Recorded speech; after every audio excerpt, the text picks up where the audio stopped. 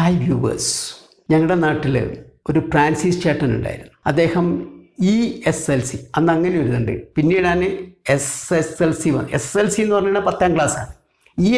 ESLC എന്ന് പറയുന്നത് 8ാം ക്ലാസ്സാണ്. അദ്ദേഹം അപ്പോൾ ESLC മാത്രമേ പാസ്സായിട്ടുള്ളൂ. പക്ഷെ അദ്ദേഹം ആ കാലഘട്ടത്തിൽ ആ പ്രദേശത്ത് ഒരുവിധം നന്നായിട്ട് ഇംഗ്ലീഷ് സംസാരിക്കുന്ന ഒരു വ്യക്തിയായിരുന്നു. ഒരു ദിവസം ഞാൻ SSLC പരീക്ഷ പാസ്സായ സമയമാണ്. അദ്ദേഹം എൻ്റെ അടുത്ത് പറഞ്ഞു, അല്ല നീ SLC പരീക്ഷ പാസ്സായി എന്നൊക്കെയല്ലേ പറയുന്നത്, അത് എനിക്ക് ബോധ്യപ്പെടണമെങ്കിൽ ഇതിൻ്റെ ഫുൾ ഫോം നീ പറഞ്ഞു തരണം. അതൊരു പേപ്പർ എടുത്ത് Y⁻F എന്ന് എഴുതി.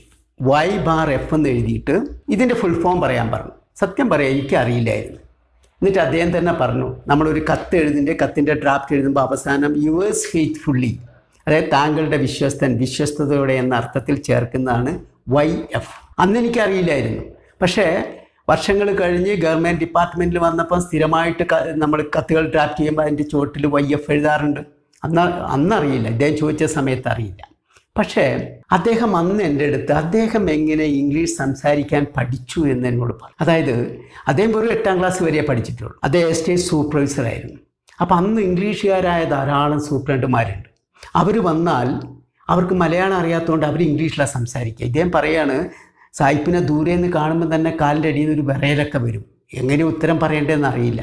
പക്ഷെ അതിൽ ഒരു ഇംഗ്ലീഷുകാരൻ, അതായത് ഒരു സൂപ്രണ്ട് ഉണ്ടായിരുന്നു. അദ്ദേഹം ഇദ്ദേഹത്തെ ഇംഗ്ലീഷ് സംസാരിക്കാൻ ഇങ്ങനെ പ്രോത്സാഹിപ്പിച്ചു എന്നാണ് പറയുന്നത്. അങ്ങനെ അദ്ദേഹം പതുക്കെ ധൈര്യസമേതം ഇംഗ്ലീഷ് പറയാൻ തുടങ്ങി. ആ സ്വാധീനം അദ്ദേഹത്തിലുണ്ടെന്നാണ് അദ്ദേഹം പറഞ്ഞത്. അന്ന് അദ്ദേഹം എൻ്റെ അടുത്ത് പറഞ്ഞു, ഒരു കാര്യം ചെയ്യ്, നീ പോയിട്ട് ഒരു ഇംഗ്ലീഷ് മലയാളം ഡിക്ഷണറി വാങ്ങിക്കുക, അതുപോലെ ഒരു ഇംഗ്ലീഷ് ഗ്രാമർ ബുക്കും വാങ്ങി. അദ്ദേഹം എന്നെ ഇംഗ്ലീഷ് ഒന്നും പഠിപ്പിച്ചില്ല, പക്ഷേ ഇംഗ്ലീഷ് പഠിക്കാനുള്ള ആ മോട്ടിവേഷൻ അത് തന്നത് ഒരു സംശയമില്ല, അത് ഫ്രാൻസിസ് ചേട്ടനാണ്. പഠിക്കണം എന്നുള്ള ഒരു ഇത് വന്ന് അദ്ദേഹം ഇംഗ്ലീഷ് പഠിപ്പിച്ചില്ലെങ്കിലും അതിലേക്ക് എൻ്റെ ശ്രദ്ധ കൊണ്ടുപോയത്, അതിനുള്ള പ്രേരണ തന്നത് ഫ്രാൻസിസ് ചേട്ടനാണ്. അദ്ദേഹത്തിനോട് എന്നും നന്ദിയുണ്ട്. അദ്ദേഹം ഇന്ന് ജീവിച്ചിരിപ്പില്ല. അപ്പോൾ അദ്ദേഹം പറഞ്ഞ് ഒരു ഇംഗ്ലീഷ് ഡിക്ഷണറി വാങ്ങിക്കണം, ഇംഗ്ലീഷ് മലയാളം ഡിക്ഷണറി, അതുപോലെ തന്നെ ഒരു ഗ്രാമർ ബുക്കും വാങ്ങിക്കാൻ പറഞ്ഞു. അന്ന് തന്നെ കൽപ്പറ്റയിൽ വന്ന് NBSൻ്റെ ഇംഗ്ലീഷ് മലയാളം ഡിക്ഷണറി വാങ്ങിച്ചു. അത് മാധവൻപിള്ള തയ്യാറാക്കിയതാണ്. അത് വാങ്ങിച്ചു. അതോടൊപ്പം തന്നെ അന്ന് ആദ്യമായിട്ട് മാർക്കറ്റിൽ വന്നൊരു പുസ്തകമാണ് ത്രിഭാഷാ വ്യാകരണ മഞ്ചരി, അതായത് പബ്ലിഷേഴ്സിൻ്റെ ആദ്യത്തെ എഡിഷനാണ്. ആ ഒരു പുസ്തകവും വായിച്ചു. അങ്ങനെയാണ് ഞാൻ ഭാഷാ പഠനം തുടങ്ങിയത്. അപ്പോൾ ആ തുടക്കം അങ്ങനെ ഭാഷ പഠിക്കണമെന്ന ആഗ്രഹം വന്നത് ഇദ്ദേഹത്തിൻ്റെ പ്രേരണ കൊണ്ടാണെന്ന് ഞാൻ പറയുമായിരുന്നു. അതുപോലെ ഞാൻ 4 ഭാഷകൾ പഠിച്ചത് ബാംഗ്ലൂരിൽ നിന്നാണ് വർഷങ്ങൾക്ക് മുമ്പ്. കന്നഡ, തമിഴ്, ഹിന്ദി ആൻഡ് ഇംഗ്ലീഷ് സംസാരിക്കാൻ പഠിച്ചത് അവിടെ. കാരണം കുറച്ചു കാലം അവിടെ ഉണ്ടായിരുന്നു. അവിടെ നിന്ന് പഠിച്ച ഒരു കാര്യം, നമുക്ക് എഴുതാനും വായിക്കാനും അറിയില്ലെങ്കിൽ പോലും കേട്ട് പഠിക്കുന്നതാണ് ഭാഷ എന്ന് ഞാൻ അവിടെ നിന്ന് മനസ്സിലാക്കി. കാരണം എനിക്ക് കന്നഡ, തമിഴ് എഴുതാനും അറിയില്ല, വായിക്കാനും അറിയില്ല, ഒരക്ഷരം പോലും അറിയില്ല. But I can speak. അതെങ്ങനെയാണ്? കേട്ട് പഠിച്ചതാണ്. അപ്പം നമുക്ക് കന്നഡ പഠിക്കാൻ പറ്റുമെങ്കിൽ, തമിഴ് പഠിക്കാമെങ്കിൽ, ഹിന്ദി പഠിക്കാമെങ്കിൽ ഇംഗ്ലീഷും പഠിക്കാം, ആർക്കും പഠിക്കാം. അതിന് പ്രത്യേകിച്ച് ഇംഗ്ലീഷ് പഠിക്കാൻ പ്രത്യേകിച്ചുള്ള സംവിധാനങ്ങളൊന്നും വേണ്ട. കേട്ട് പഠിക്കാവുന്ന ഒരു ഭാഷ മാത്രമാണ്. ഇപ്പം നിങ്ങൾ ബാംഗ്ലൂരിൽ പോയി കഴിഞ്ഞാൽ അവിടെ ധാരാളം ഓട്ടോ ഡ്രൈവേഴ്സിനെ കാണാം, അതുപോലെ പോർട്ടേഴ്സിനെ കാണാം. അവരൊക്കെ നന്നായിട്ട് ഇംഗ്ലീഷ് സംസാരിക്കുന്നത് കാണാം. അവർ സ്കൂളിൻ്റെ പടിവാതിൽ പോലും കണ്ടിട്ടില്ല, പക്ഷേ ഇംഗ്ലീഷ് മനോഹരമായി സംസാരിക്കും. എങ്ങനെയാണ് അവർ പഠിച്ചത്? കേട്ട് പഠിച്ചതാണ്. അങ്ങനെയാണ് ഞാൻ എൻ്റെ അനുഭവത്തിൻ്റെ തലത്തിലാണ് ഞാൻ നേരത്തെ പറഞ്ഞത്, written English minus grammar is equal to spoken language എന്ന്. കാരണം ഗ്രാമറിന് ഇമ്പോർട്ടൻസ് ഇല്ല. നമുക്ക് ഗ്രാമർ ഒന്നും ശ്രദ്ധിക്കേണ്ട ആവശ്യമില്ലാതെ തന്നെ ഭാഷ പഠിക്കാൻ പറ്റും.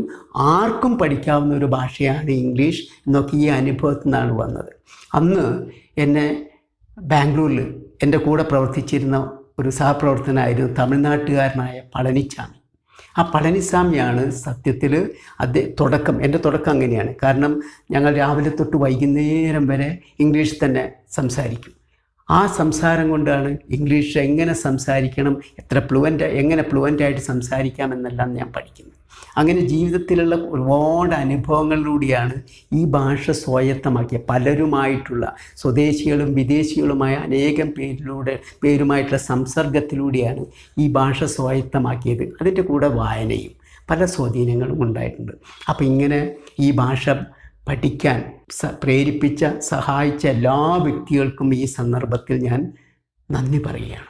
ഏതായാലും നിങ്ങളോടും എനിക്ക് പറയാനുള്ളത്, നിങ്ങൾ ഏതായാലും ഭാഷ പഠിക്കാൻ തീരുമാനിച്ച സ്ഥിതിക്ക് ഏറ്റവും നല്ലൊരു ഡിക്ഷണറി പഠിക്കാൻ തുടങ്ങുന്നവരാണെങ്കിൽ ആദ്യം ഒരു ഇംഗ്ലീഷ് മലയാളം ഡിക്ഷണറി കരുതി വയ്ക്കണം. ഇംഗ്ലീഷ് മലയാളം ഡിക്ഷണറി എന്ന് പറയുന്നത് മാർക്കറ്റിൽ അനേകം ഡിക്ഷണറികളുണ്ട്.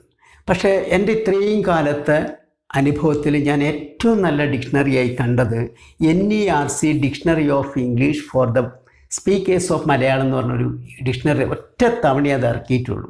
എൻ്റെ ഓർമ്മ 98 മറ്റാണെന്നാണ് തോന്നുന്നത്.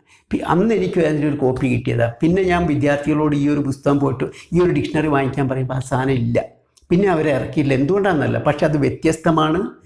എനിക്ക് തോന്നുന്നു AS ഹോൺബിയുടെ ഇതിന് തുല്യമായിട്ട് ഇറക്കിയൊരു അതായത് അതിൻ്റെ ബേസിൽ ഇറക്കിയതാണെന്നാണ് എനിക്ക് തോന്നുന്നത്. ഏതായാലും അതൊരു മനോഹരമായ ഡിക്ഷണറി ആയിരുന്നു. അതിൽ അവർ തന്നെ ആ ഉച്ചാരണവർക്ക് പ്രത്യേക രീതിയിൽ ലിപിയൊക്കെ ഉണ്ടാക്കിയിട്ടാണ് തയ്യാറാക്കിയിരിക്കുന്നത്. നല്ല ഡിക്ഷണറി ആയിരുന്നു. ഏതായാലും പിന്നീട് അത് കണ്ടിട്ടില്ല. ഈ അടുത്ത കാലത്ത് അനേകം ഡിക്ഷണറികളുണ്ട്. അതിൽ ഞാൻ കുറച്ചുകൂടി ഉപകാരപ്രദമായി കണ്ട HNCയുടെ ഒരു ഡിക്ഷണറിയാണ്, ഇംഗ്ലീഷ് മലയാളം ഡിക്ഷണറി. അതിന് വില കൂടുതലുമില്ല. അതേ സമയത്ത് അതിൻ്റെ ഏറ്റവും അവസാനം കുറേ അനുബന്ധങ്ങളൊക്കെ കൊടുത്തിട്ടുണ്ട്. അത് വളരെയധികം ഉപകാരപ്രദമാണ്. പറ്റുമെങ്കിൽ ആ ഒരു പുസ്തകം നിങ്ങൾ ആ ഡിക്ഷണറി വായിക്കുന്നത് നന്നായിരിക്കും. എത്രയോ ഡിക്ഷണറി ഉണ്ട്, ഇനി നിങ്ങൾക്ക് തിരഞ്ഞെടുക്കാവുന്നതേ ഉള്ളൂ. പക്ഷേ ഒരു ഡിക്ഷണറി വേണം തുടക്കത്തിൽ, ഒരു ഇംഗ്ലീഷ് മലയാളം ഡിക്ഷണറി. കാരണം പല പദങ്ങളുടെയും ഇംഗ്ലീഷ് പദങ്ങളുടെയും മലയാളം അറിയണമെങ്കിൽ അങ്ങനെ ഒരു അത് കുറച്ചങ്ങോട്ട് കഴിയുമ്പോൾ നിങ്ങൾക്ക് അത് മാത്രം പോരാ, ഇംഗ്ലീഷ് ഡിക്ഷണറി തന്നെ വേണം. നിങ്ങൾ കുറച്ചുകൂടി ഇംഗ്ലീഷിൽ കുറച്ചുകൂടി എബോവ് ലെവലിലൊക്കെ നിങ്ങൾ സ്റ്റാൻഡേർഡ് കൂടി വരുന്നതനുസരിച്ച് ഇംഗ്ലീഷ് ഡിക്ഷണറി വേണം. അതെന്തുകൊണ്ടാണ്? ഇംഗ്ലീഷ് മലയാളം ഡിക്ഷണറികൾക്കൊക്കെ അതിൽ ഉദാഹരണങ്ങൾ വളരെ കുറവായിരിക്കും. അതുമാത്രമല്ല ഒരേ അർത്ഥം വരുന്ന അനേക പദങ്ങൾ കൊടുത്തിട്ടുണ്ടാകും. പലപ്പോഴും നമുക്ക് കൺഫ്യൂഷനൊക്കെ വരും. എന്നാൽ ഒരു ഇംഗ്ലീഷ് ഡിക്ഷണറി ആണെങ്കിൽ കൃത്യമായ മീനിങ് അത് ഇംഗ്ലീഷിൽ കൊടുത്തിട്ടുണ്ടാവും. അതിൻ്റെ ഉദാഹരണങ്ങൾ എക്സാമ്പിൾസും കൊടുത്തിട്ടുണ്ടാകും, പെട്ടെന്ന് മനസ്സിലാവും. അപ്പോൾ അതിലെനിക്ക് ഏറ്റവും ഉപകാരപ്രദമായി തോന്നിയ 1-2 ഡിക്ഷണറികളുടെ കാര്യം പറയും. ഒന്ന് ഓക്സ്ഫോർഡ് അഡ്വാൻസ് ലേണേഴ്സ് ഡിക്ഷണറി എന്ന് പറഞ്ഞിട്ട് പ്രൊഫസർ AS ഹോൺബി ആ ഒരു ഡിക്ഷണറി വളരെ നല്ല ഡിക്ഷണറിയായി തോന്നിയിട്ടുണ്ട്. കാരണം അത് ഇന്ത്യക്കാർക്ക് വേണ്ടിയിട്ട് നമ്മുടെ മുൻ പ്രധാനമന്ത്രി ജവഹർലാൽ നെഹ്റുവിൻ്റെ നിർദ്ദേശാനുസരണം അദ്ദേഹത്തിൻ്റെ പ്രൊഫസറായ AS ഹോൺബി തയ്യാറാക്കിയതാണ്. കാരണം ഒരിക്കലും നെഹ്റു അദ്ദേഹത്തിൻ്റെ സംഭാഷണത്തിനിടയിൽ പറഞ്ഞു, അല്ല സർ, താങ്കളൊക്കെ ഡിക്ഷണറി ഉണ്ടാക്കുന്നത് ഇംഗ്ലീഷ് മാതൃഭാഷയായുള്ളവർക്ക് വേണ്ടിയല്ലേ, ഞങ്ങൾക്കത് സെക്കൻഡ് ലാംഗ്വേജാണ്, അപ്പം ഞങ്ങൾക്ക് വേണ്ടിയിട്ടൊരു ഡിക്ഷണറി. അങ്ങനെ ആ നിർദ്ദേശാനുസരണം ഉണ്ടാക്കിയ ഒരു ഡിക്ഷണറിയാണത്. അതിൻ്റെ പ്രത്യേകത അതിൽ എക്സാമ്പിൾസ് ഒക്കെ നിത്യജീവിതത്തിൽ നമ്മൾ ഉപയോഗിക്കേണ്ട എക്സാമ്പിൾസാണ് കൊടുത്തിരിക്കുന്നത്. അതുപോലെ തന്നെയാണ് നല്ലൊരു ഡിക്ഷണറിയാണ് കോളിൻസ് കോബിൽഡ് ഡിക്ഷണറി. അത് നല്ലൊരു ഡിക്ഷണറി. അത് മറ്റ് ഡിക്ഷണറിയിൽ നിന്ന് വ്യത്യസ്തമാണ്. ബാക്കി എല്ലാ ഡിക്ഷണറിയിലും ഒരു പദം കൊടുക്കും, അതിൻ്റെ മീനിങ് കൊടുക്കും, പിന്നെ എക്സാമ്പിൾ കൊടുക്കും. ഇതിലങ്ങനെയല്ല. പദം കൊടുത്തിട്ട് പിന്നെ അതിനൊരു എക്സ്പ്ലനേഷനാണ്, ഒരു വിവരണം കൊടുക്കും, ആ പദം കൊണ്ട് എന്താണ് ഉദ്ദേശിക്കുന്നത്. അപ്പോൾ നമുക്കത് പെട്ടെന്ന് മനസ്സിലാവും. സിമ്പിൾ ലാംഗ്വേജിൽ അതിൻ്റെ എക്സ്പ്ലനേഷൻ ഉണ്ടാവും, പിന്നീട് എക്സാമ്പിളും കൊടുത്തിട്ടുണ്ടാവും. ഇത് രണ്ടും വളരെ നല്ല ഡിക്ഷണറികളായി തോന്നിയിട്ടുണ്ട്. ഇന്നാണെങ്കിൽ ഈ ഡിക്ഷണറി എന്ന് പറഞ്ഞാൽ നമുക്ക് ധാരാളം ഡിക്ഷണറി ഡൗൺലോഡ് ചെയ്തെടുക്കാൻ പറ്റും മൊബൈലിലേക്കും, ഇതേപോലെ നമ്മുടെ ആവശ്യത്തിന് വേണ്ടിയിട്ട്. അതിൽ എനിക്ക് ഏറ്റവും ഉപകാരപ്രദമായി തോന്നിയ കാംബ്രിഡ്ജ് ഡിക്ഷണറിയാണ്. കാരണം അതിൽ ബ്രിട്ടീഷ് പ്രൊനൗൺസിയേഷനും അമേരിക്കൻ പ്രൊനൗൺസിയേഷനും കൊടുത്തിട്ടുണ്ട്, ധാരാളം ഉദാഹരണങ്ങളും കൊടുത്തിട്ടുണ്ട്. അപ്പോൾ അത് വളരെ പെട്ടെന്ന് ഉച്ചാരണം പഠിക്കാനും കൂടി എളുപ്പമാണ്. ഒരു പദം കിട്ടിയാൽ നമ്മൾ വേഗം ഉച്ചാരണമാണ് പഠിക്കേണ്ടത്, എന്നിട്ട് അതിൻ്റെ മീനിങ് കൂടി പഠിക്കണം. അപ്പോൾ ഇതെല്ലാം വളരെ ഉപകാരപ്രദമായി കണ്ടു. അതുപോലെ ഗ്രാമർ പുസ്തകങ്ങളും ധാരാളമുണ്ടെങ്കിലും എന്നെ സംബന്ധിച്ചിടത്തോളം ഞാൻ എപ്പോഴും റെക്കമെൻഡ് ചെയ്യുക മൈക്കൽ സ്വാൻ്റെ പ്രാക്ടിക്കൽ ഇംഗ്ലീഷ് യൂസേജ് എന്ന് പറഞ്ഞ ഒരു ഗ്രാമർ ബുക്കുണ്ട്. അതിൻ്റെ പ്രത്യേകത അത് ആൽഫബറ്റിക്കൽ ഓർഡർ, അക്ഷരമാല ക്രമത്തിലാണ് കൊടുത്തിരിക്കുന്ന ഒന്ന്. 2, അതിൽ സ്പോക്കൺ ഇംഗ്ലീഷും റിട്ടൺ ഇംഗ്ലീഷിലും അതിൻ്റെ വ്യത്യാസങ്ങൾ കാണിക്കുന്നുണ്ട്. അമേരിക്കൻ ഇംഗ്ലീഷും ബ്രിട്ടീഷ് ഇംഗ്ലീഷും തമ്മിലുള്ള വ്യത്യാസം കാണിക്കും. അങ്ങനെ ഒരുപാട് കാര്യങ്ങൾ വളരെ രസകരമായി വിവരിച്ചു പോകുന്ന ഒരു പുസ്തകമാണ് ഈ മൈക്കൽ സ്വാനിൻ്റെ പ്രാക്ടിക്കൽ ഇംഗ്ലീഷ് യൂസേജ് എന്ന് പറയുന്ന പുസ്തകം. കഴിയുമെങ്കിൽ അത് നിങ്ങൾക്ക് സ്വന്തമാക്കി വെക്കുന്നതാണ്. പക്ഷേ നമ്മൾ പലപ്പോഴും കേൾക്കുക റണ്ണൻ മാർട്ടിൻ്റെ ഗ്രാമർ ബുക്കാണ് നല്ല ഗ്രാമർ ബുക്കെന്ന്. അത് ശരിയാണ്, ഗ്രാമർ ബുക്കിൽ അതൊരു എണ്ണപ്പെട്ട പുസ്തകമാണെങ്കിലും അതിനേക്കാളെല്ലാം അത് പണ്ട് മുതലേ കേൾക്കുന്നതാണ്. പക്ഷേ ഈ ഒരു പുസ്തകം നിങ്ങളുടെ കൈവശം ഉണ്ടായി എപ്പോഴും നിങ്ങൾക്ക് റെഫറൻസ് പുസ്തകമായിട്ട് ഉപയോഗിക്കാം. ഏത് സംശയം വന്നാലും അത് നോക്കിയാൽ പെട്ടെന്ന് നമുക്ക് പിടുത്തം കിട്ടും. അതുപോലെ തന്നെ ഡിക്ഷണറികളിൽ പലപ്പോഴും ഞാൻ കേട്ടിട്ടുണ്ട് വെബ്സ്റ്റേഴ്സ് ഡിക്ഷണറിയാണ് ഏറ്റവും നല്ല ഡിക്ഷണറി എന്ന്. ഏറ്റവും കൂടിയ പദങ്ങളുണ്ട് എന്നേ ഉള്ളൂ, പക്ഷേ എക്സാമ്പിൾസൊക്കെ വളരെ കുറവാണ് ഞാൻ നോക്കിയപ്പോൾ.